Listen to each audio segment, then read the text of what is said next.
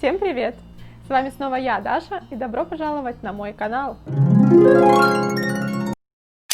Такие вот прекрасные цветочки я поставила именно для вас, для того, чтобы украсить сегодняшний день и наш с вами разговор. Речь сегодня пойдет о том, как отличается южнокорейский возраст от нашего. Еще я вам расскажу, почему южнокорейцы отмечают каждый свой день рождения каждый год в разный день. И в конце видео я вам расскажу, как я отметила свой первый день рождения в Южной Корее. Если вы только подписались на мой канал и еще не знаете, что я делаю в Южной Корее, посмотрите вот здесь, вот я вам оставлю ссылочку, видео, вам станет все понятнее. Начнем, пожалуй, с того, что система корейского подсчета возраста очень непонятна и запутана, особенно для наших людей, которые живут туда, ближе к западу. Эта азиатская система слишком для нас сложная. Да, слишком сложная, но интересно. Вот сами посудите, на момент рождения ребенка ему уже исполняется 1 год. Этот 1 год это не что иное, как 9 месяцев беременности, округленные в 1 год. Можно сказать, что исчисление возраста ребенка здесь начинается с момента его зачатия. Но это еще не все. Точная дата рождения, как принято это у нас, то есть день, месяц и год, попросту игнорируется при подсчете возраста ребенка. Учитывается только год.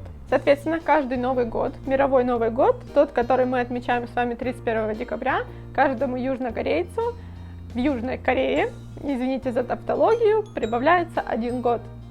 Ребята, это плюс 1 год к вашей жизни. Итак, давайте разберемся, как же подсчитать, сколько вам лет по-южнокорейски. Берете год. Какой сейчас год? Допустим, сейчас у нас 2020. Отнимаете год вашего рождения и плюсуете еще плюс 1 год. Ну, вот этот вот 1 год, который вы, конечно, не помните, но вы его уже прожили в животике у своей мамы. И вот так вот получается ваш возраст. Давайте я покажу вам на своем примере. Сейчас 2020 год. Я родилась в 1993 году.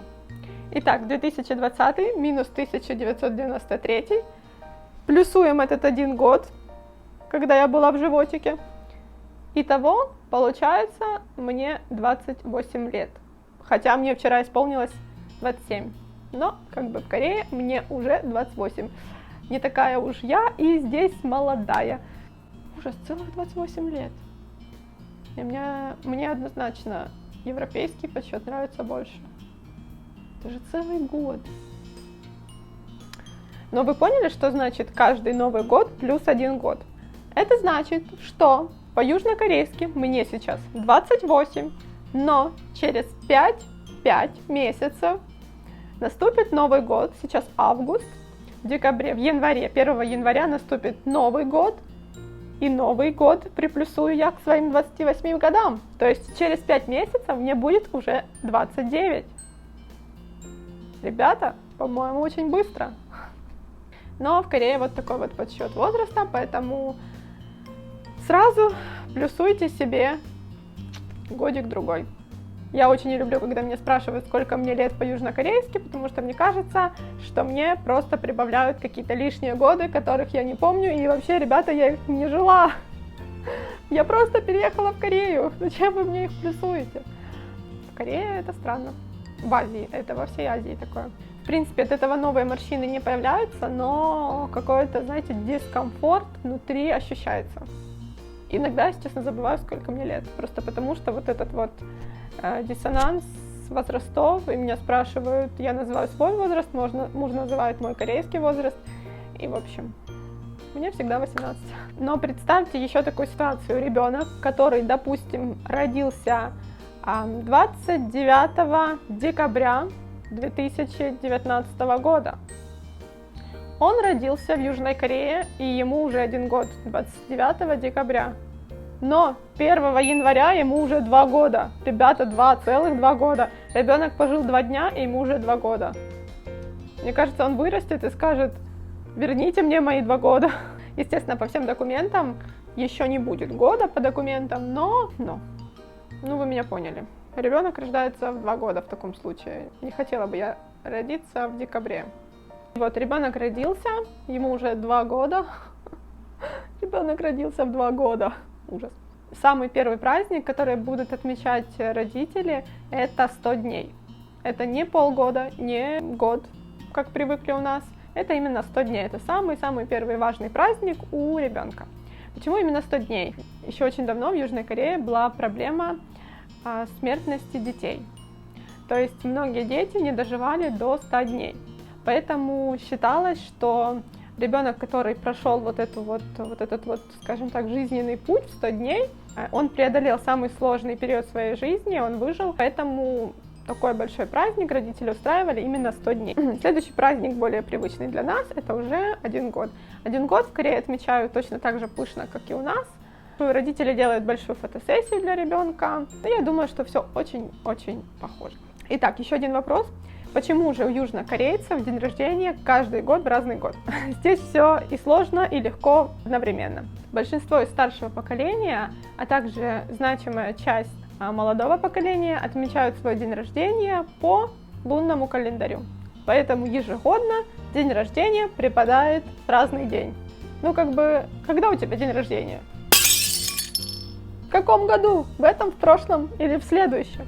Благо мой муж день рождения отмечает, вернее, он его вообще не отмечает, но в принципе он в один день, каждый год.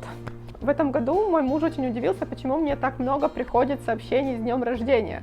Неужели у меня прям столько друзей много, а у него друзей нет, потому что ему на день рождения пришло, 5-6 сообщений.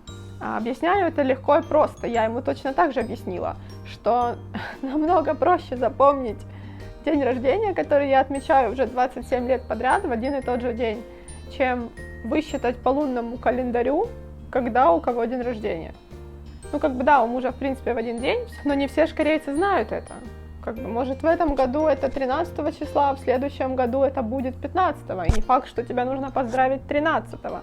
В общем, очень сложно это все и запутано, поэтому как-то здесь днем рождения совсем не так, как у нас. Здесь нету такого праздника, день рождения, прям, я не знаю, я к своему дню рождения готовлюсь всегда заранее, это для меня такой очень важный праздник. Но здесь не так. Я провожу свой день рождения так, как я этого хочу. Как же я отмечала свой первый день рождения в Южной Корее? Я заранее объяснила своему мужу, что цветы – это обязательный атрибут на дне рождения. Скажем так, я немножко перестраховалась, и я считаю, что это правильно. Если вы любите цветы, если вы хотите, чтобы вам дарили цветы, то в интернациональных парах обязательно уточняйте такие моменты. Еще когда мы начали только встречаться с мужем, я ему сказала, что я очень люблю цветы. И что вы думаете? Он мне подарил цветы на Новый год. Я была очень рада, удивлена, приятно удивлена, но это был Новый год. Муж перестраховался, он не знал, когда я люблю цветы. Мало ли кто знает нас, европейских, наш западный народ. Поэтому я получила цветы на Новый год. Вот этот прекраснейший букет подарил мне брат моего мужа, родной брат. Там стоят еще цветочки мужа, то есть цветы я свои получила на день рождения, все хорошо. Мы этот момент обсудили, поэтому я была с цветами, но если бы я это не обсудила, то вариант остаться без цветов не просто потому, что мой муж не захотел бы мне подарить цветы, он бы просто этого не знал. Дальше мы поехали в такой мимимишный музей, в который я очень давно хотела попасть. Это совсем не тот музей, который вы сейчас себе представили. Мы там фоткались. В общем, 21 век на дворе, и людям вот такие вот штуки, конечно, заходят. Потом у нас был ужин вдвоем и парочка коктейлей для именинницы. У нас было все сугубо по-европейски. Мы вообще, я считаю, что такая более европезированная пара.